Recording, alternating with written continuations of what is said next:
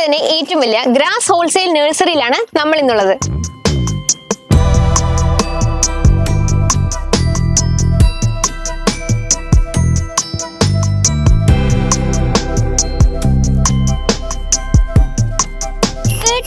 ഏക്കറോളം എക്സ്പാൻഡ് ചെയ്തെടുക്കുന്ന ഈ ഒരു നഴ്സറി നിള ഗാർഡന്റെ ലൊക്കേഷൻ വരുന്നത് തൃശൂർ വാണിയമ്പാറയാണ്.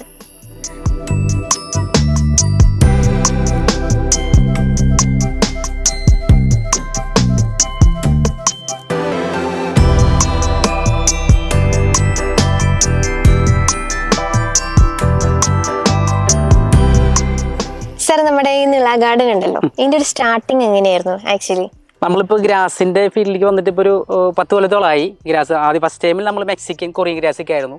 ഇതിപ്പോൾ നമ്മൾ പേൽ ഗ്രാസിലേക്ക് കടന്നിട്ട് ഒരു 5 കൊല്ലത്തോളമായിട്ടുള്ളൂ.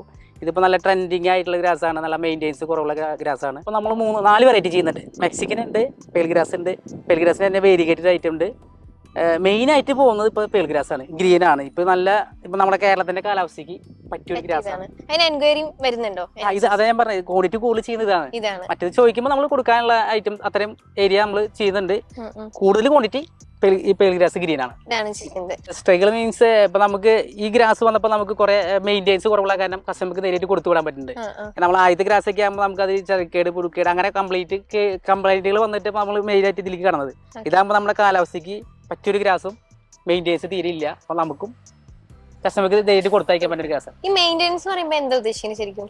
മെയിൻ്റെനൻസ് പറയുമ്പോൾ നമ്മൾ ഇതിൽ ഈ കള വരില്ലേ, പിന്നെ ഇതിൽ കേടുകൾ കംപ്ലൈന്റുകൾ വരില്ലേ, ചെതലിക്കേട് എന്നുള്ള കംപ്ലൈൻസ് ഒക്കെ മറ്റേ ആദ്യത്തെ ഗ്രാസിനുണ്ടായിരുന്നു. ഇതിന് അത് വരുന്നില്ല.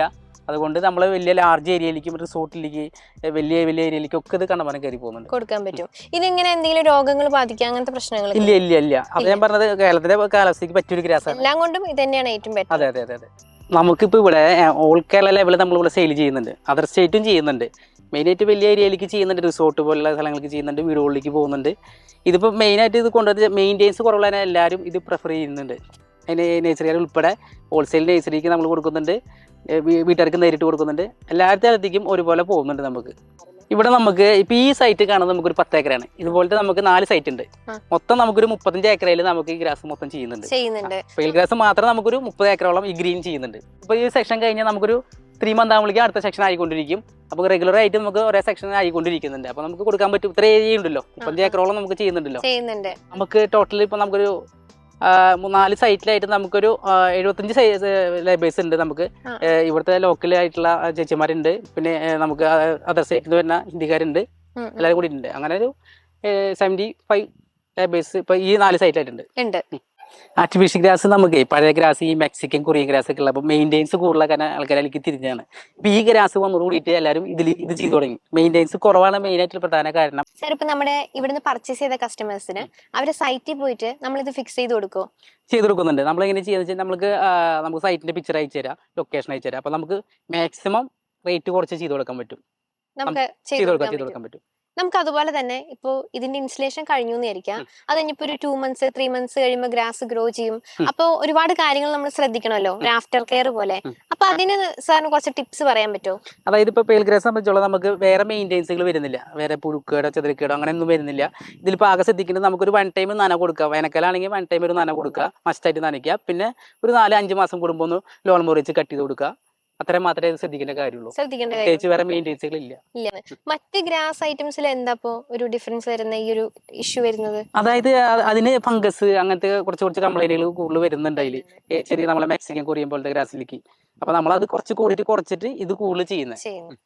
സാർ, ഇപ്പൊ നമ്മൾ കേരളത്തിലെ തന്നെ ഏറ്റവും വലിയൊരു ഹോൾസെയിൽ നഴ്സറി ആണ് അല്ലെ ഈ പേൾ ഗ്രാസിന്റെ. അപ്പൊ നമ്മളിവിടെ ആക്ച്വലി ഒരു ദിവസം ഏകദേശം എത്ര നമ്മള് റിമൂവ് ചെയ്യുന്നുണ്ട്? നമ്മളിപ്പോ ഇവിടെ നമുക്ക് ആവറേജ് 10,000 നമുക്ക് കയറി പോകുന്ന ഏരിയ ആണ്. അപ്പൊ നമ്മുടെ ഈ പേൾ ഗ്രാസിന്റെ ഫിക്സിങ് എങ്ങനെയാണ്? ഫിക്സിങ് നമുക്ക് വളരെ എളുപ്പമാണ്. ഇപ്പൊ നമ്മൾ ഈ ഷീറ്റ് കട്ട് ചെയ്ത് വെച്ചിട്ടുള്ളത് വെറുതെ കൊണ്ട് വിരിക്കാൻ വേണ്ടത്, ജോയിന്റ് ആയിട്ട് വെറുതെ നമ്മൾ ടൈല് വിരിക്കുന്ന മാതിരി ജസ്റ്റ് മുട്ടിച്ച് വിരിച്ചാൽ മാത്രം മതി. വളരെ സിമ്പിളാണ്. ഇതിലിപ്പോൾ നമുക്ക് കുറച്ച് അതായത് അടിവളന്ന രീതിയിൽ കുറച്ച് എല്ലുപൊടി വേപ്പിണ്ണാക്കി അടിയിലിട്ട് കൊടുക്കാം. അത് ചെറിയ രീതിയിൽ മതി, വേറെ പ്രത്യേകിച്ച് ചെയ്യേണ്ട കാര്യമൊന്നുമില്ല. അത് അടിയിലിട്ട് കൊടുക്കാം, നേരെ ജസ്റ്റ് ഒന്ന് വിരിച്ചു കൊടുക്കാം. ആദ്യം തന്നെ ലാൻഡ് ഒന്ന് ലെവലാക്കി ഇടാം, അത്രയും ശ്രദ്ധിക്കേണ്ട കാര്യമുള്ളൂ. ലാൻഡ് ലെവലാക്കിയിട്ട് വേണം ഇത്രയും കാര്യങ്ങൾ. ലെവൽ മീൻസ് അതായത് കല്ലും കട്ടയൊക്കെ കളഞ്ഞ് ഇടുക, അത്രയും ഉദ്ദേശിക്കുന്നുള്ളൂ. ഏത് തരത്തിലുള്ള ഗാർഡനിങ് ലാൻഡ്സ്കേപ്പിംഗ് പർപ്പസസിനും ഏറ്റവും അനുയോജ്യമായിട്ടുള്ള പേൾ ഗ്രാസസ്, അതും പ്രീമിയം ക്വാളിറ്റിയിൽ അഫോർഡബിൾ ആയിട്ടുള്ള റേറ്റിൽ നിങ്ങൾക്ക് ആവശ്യമുണ്ടെങ്കിൽ തീർച്ചയായും നിങ്ങൾ വിസിറ്റ് ചെയ്യേണ്ട സ്ഥലമാണ് നില ഗാർഡൻ വാണിയമ്പാറ.